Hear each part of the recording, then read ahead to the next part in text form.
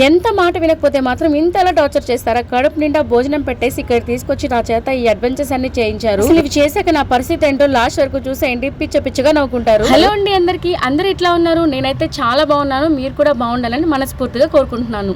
మేమైతే ఇవాళ ఫుల్ గా భోజనం చేసేసి అడ్వెంచర్స్ చేయడానికి అయితే బయలుదేరిపోయాము. ఇంతకీ పొట్ట నిండా భోజనం చేసాము, అడ్వెంచర్స్ ఏం చేయగలుగుతామో మాకే అర్థం కాలేదు. అయినా కూడా ముందుగా ప్లాన్ చేసుకున్నాం కాబట్టి అయితే స్టార్ట్ అయిపోయాము. మేమైతే హైదరాబాద్ లో ఉన్న ఫ్లిప్ సైడ్ అడ్వెంచర్ పార్క్ అయితే వచ్చేసాము. చాలా రోజుల నుంచి పిల్లల కోసం ఏదైనా యాక్టివిటీస్ కి తీసుకెళ్లాలని చెప్పేసి అనుకుంటా ఉన్నాను.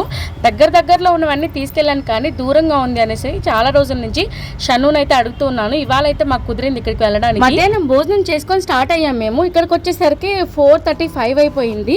అయినా కూడా మేము తగ్గేది లేదు. చీకటి పడిపోతుంది మేము అన్ని చేసేసరికి. అయినా కూడా చీకటి పడినా సరే ఇవాళ ఎట్లా అయినా మనం అనుకునే అన్ని చేసేయాలని చెప్పేసి వచ్చేసాం అనమాట. చక్క ప్రైసెస్ అయితే ఇలా ఉన్నాయండి. ఒక్కొక్క అడ్వెంచర్ కి ఒక్కొక్క ప్రైస్ అనమాట. ఇక్కడ మనము అన్ని ఫిల్ చేసి వాళ్ళకి ఇవ్వాలి.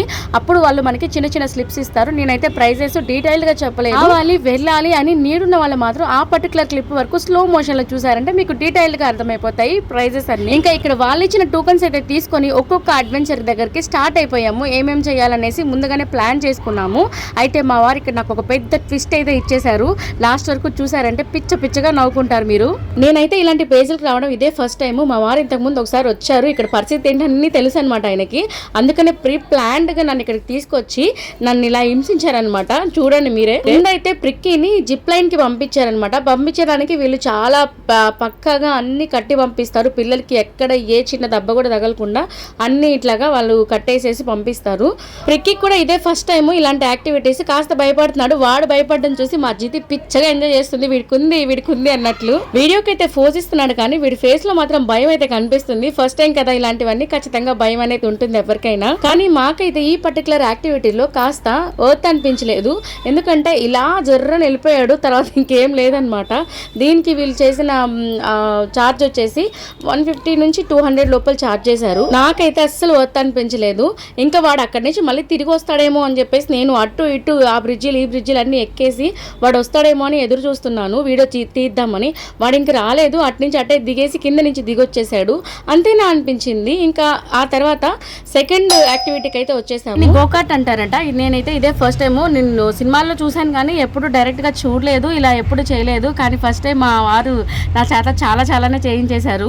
చెప్పాను కదా ఫస్ట్ వచ్చినప్పుడేమో అబ్బాయి మా మీద ఎంత ప్రేమతో బయటికి తీసుకొచ్చేసారు అనుకున్నాను. కానీ ఇక్కడికి వచ్చాక ఒక్కొక్క యాక్టివిటీ చూసాక అర్థమైంది నా మీద కక్ష తీసుకోవడానికి ఇక్కడ తీసుకొచ్చాడని. ఇంకా నాకు ఎప్పుడు కారు అలవాటు లేదు కదా, ఎలా డ్రైవ్ చేయాలా ఏంటా అని చెప్పేసి భయపడుతున్నాను. ఒక పక్క మా పిక్కిగాడు భయపడిపోతున్నాడు. మమ్మీ నాకు భయం వేస్తుంది.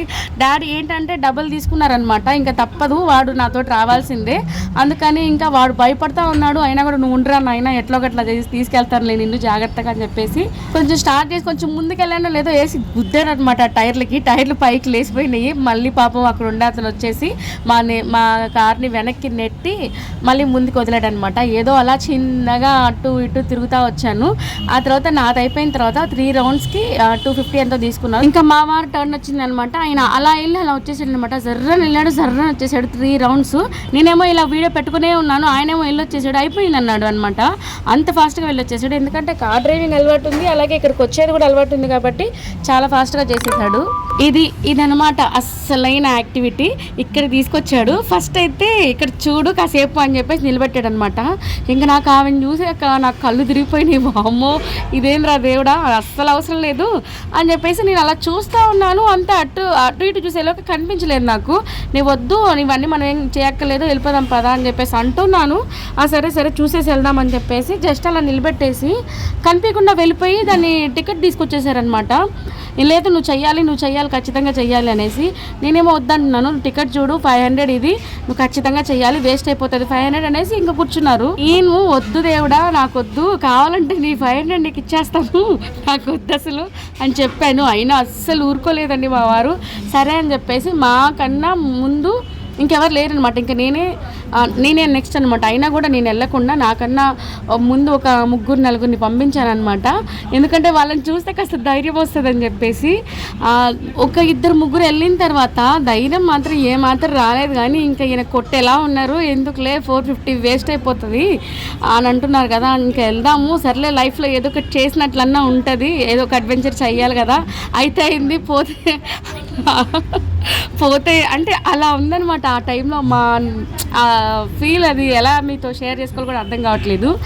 ఇంకా అటు నుంచి ఎగిరట్టు పడిపోయిందంటే ఒక 2-3 నెలలు రెస్ట్ అన్నా తీసుకుందాము ఈ వంటలు ఏం చేయకుండా అనేసి అనుకున్నాను అనమాట. మొత్తానికి స్టేజ్ మీదకి ఎక్కాక వాళ్ళు ఇట్లా కట్టారు నాకు మొత్తము. వాళ్ళకి చెప్తా ఉన్నాను, ప్లీజ్ అండి చిన్నగండి అని చెప్పి బతిలాడుకుంటా ఉన్నాను. ఆ తర్వాత కట్టేసి ఇంకా లాస్ట్ వదిలేస్తారన్నప్పుడు ఆగండి ఇది ఎట్లా పట్టుకోవాలి అట్లా పట్టుకోవాలని చెప్పి మళ్ళీ కాసేపు వెయిట్ చేయించాను. ఆ తర్వాత వాళ్ళు ఫస్ట్ స్ట్రెచ్ చేసుకుంటారు, బాగా లాగి పెడతారనమాట ఆ స్టేజ్కి. స్ట్రెచ్ చేసినాక ఆ క్లిప్ ఏదైతే ఉంటుందో దాన్ని వదిలేస్తారు. అప్పుడు బాంబు వేయాలంటే వస్తుందండి సౌండ్, ఆ స్టేజ్ సౌండ్. ఆ సౌండ్కి సగం గుండాకి మీరంటే అయిపోతుంది అందరికీ. ఇంకా మా జిత్తి కూడా ఫుల్ ఏడ్చేసింది నాకు ముందు వెళ్ళిన వాళ్ళకి. ఇంకా నాకు కూడా ఆ సౌండ్కే సగం భయం వేసేది. వీళ్ళు ఏం చేస్తారంటే మనకి భయం వెన్నులో వణుకు పుట్టించడం కోసం ఫస్ట్ దాన్ని లాగి అలా పెట్టేసి మనల్ని గాలలో నిలిపేసి చాలాసేపు ఉంటారు. అంటే మనం ఎప్పుడు పైకి ఎగిరిపోతామో మనకి తెలియకూడదనమాట. అందుకనేసి అలా పెట్టి వదిలేస్తారు. మనం ఆదమర్పుగా ఉన్నప్పుడు తప్పనేసి క్లిప్ వదిలేస్తారు. అంతే, నేనైతే 2-3 పల్టీలు కొట్టాను. ఇంకా చూపిస్తే పరుగు పోతుందని చెప్పేసి కట్ చేసి పెడుతున్నాను. అసలు పైకి వెళ్ళి 2-3 రౌండ్లు కళ్ళు మూసేసుకున్నాను గట్టిగా. అసలు ఆ ఫీల్ అసలు ఎలా చెప్పలేని మాటల్లో మీకు. మీరు ఒకసారి ట్రై చేయండి ఖచ్చితంగా. కొంచెం ధైర్యం ఉన్న వాళ్ళే ట్రై చేయండి. అలా నాకు ఏదో ధైర్యం ఉందని కాదు, మా వారు ఎక్కడ ఇది వేస్ట్ అయిపోతుంది అంటున్నారు అనేసి ఇంకా వెళ్ళానమాట. ఇంకా నా కొడుకు ఏం చేశాడు తెలుసా, ఇది ఒక్క ఎగురుతా ఉంటే హరహర మహాదేవ శంభో శంకర్ అని చెప్పేసి అరుస్తా ఉన్నాడు వాడు భయానికి. అంటే ఎందుకు అరిచావు అంటే, మమ్మీ నువ్వు పడిపోతావు అని భయం వేసింది మమ్మీ అందుకని అసలు అనేసి. ఓ పక్క జితి ఏమో అది ఏడ్చేస్తుంది, ఇంకా మా వారు మాత్రం నవ్వుకుంటున్నారు. ఆ వీడియో క్లిప్ లో క్లియర్ గా వినిపిస్తుంది మా ఆయన వాయిస్, రెడీ అని 100 సార్లు చెప్తున్నారు ఎప్పుడు పైకి ఎగరేసేద్దామా అని. ఇంటికి వచ్చిన తర్వాత కూడా 2-3 రోజులు నన్ను హింసిస్తానే ఉన్నాడు ఆ వీడియో చూపించేసి. ఏదన్నా నేను గట్టిగా టిఫిన్ పెట్టేదా, ఇంత టైం అయింది ఇంకా నేను అరుస్తుంటే ఏమి బంగి జంప్ చేస్తావా మళ్ళీ అని చెప్పేసి అడుగుతా ఉన్నాడు అనమాట నన్ను ఏడ్పిస్తూ. నేను వంటగదిలో వంట చేసుకున్నా కూడా వెనకాల వచ్చి నిలబడుకొని చిన్న ఏం బంగి జంప్ చేస్తావా అని చెప్పేసి అనేసి వాటర్ తాగేసి వెళ్ళిపోతారనమాట. అంతలా ఏడిపించారు నన్ను ఒక 2 రోజులు. ఇంకా నా యాక్టివిటీ కంప్లీట్ అయిన తర్వాత కడుపులో తిప్పడం స్టార్ట్ అయింది. ఇంకా అయినా కూడా ప్రిక్కీకి ఇంకో యాక్టివిటీకి తీసుకున్నాము. ఇది మనం చిన్నప్పుడు టెక్నిషియస్ క్యాచ్ అని ఒకటి వచ్చేది పోగోలు, అది నేను రెగ్యులర్ గా చూసేదాన్ని అనమాట. భలే ఇష్టం నాకు ఆ షో అంటే. అలాంటిదే ఇలా ఇక్కడ ఒకటి పెట్టారనమాట. అంటే ఒకటి తర్వాత ఒకటి అట్లాగా ఒక 5-6 పైనే ఉంటాయి యాక్టివిటీస్. ఇంకా అవి ఖచ్చితంగా చెయ్యాలి. నాకైతే అసలు ఈయన ఇది తీసుకున్నానని ఆ షాక్ అయ్యాను. ఎందుకు తీసుకున్నావు, వాడు చేయగలుగుతాడా అది అని చెప్పేసి నేను అరిచాను. లేదు వాడు చేస్తాడు, మనం అట్లా దానికి ప్యాంపర్ చేయకూడదు, వాళ్ళు ఎంతవరకు చేయగలుగుతారనేది మనం చూడాలి అని చెప్పేసి తీసుకున్నాడు. ప్రిక్కీ అయితే ఆల్మోస్ట్ అన్నీ చేసేసాడు. వాడు అంత చేయగలుగుతారని అసలు అనుకోలేదు. ఇక్కడికి వచ్చాక అర్థమైంది వీడు చేయగలుగుతాడు, ఏదైనా అంటే కొంచెం కష్టమైందైనా చేయగలుగుతాడు, నేనే ప్యాంపర్ చేస్తున్నాను అనిపించింది. ఇంకా ఫైనల్ గా అంతా అయిపోయేసరికి మా జిత్తికి నీరసం వచ్చేసింది. అది ఒక్క యాక్టివిటీ కూడా చేయలేదు, ఎందుకంటే ఆ బంగీ జంప్ దగ్గర పెద్ద సౌండ్ వస్తుంది కదా, దానికి భయపడిపోయి ఏమీ చేయలేదు. అది దాంతో పాటు మేము కూడా చాలా టైర్డ్ అయిపోయాము యాక్టివిటీస్ చేసి. హైదరాబాద్ లో ఇలాంటి మంచి ప్లేసెస్ ఇంకా చూడాలనుకుంటే ఖచ్చితంగా కామెంట్ చేయండి. అలాగే వీడియో ఎలా ఉందో కూడా చెప్పేయండి. లైక్ చేసి సబ్స్క్రైబ్ చేసేయండి.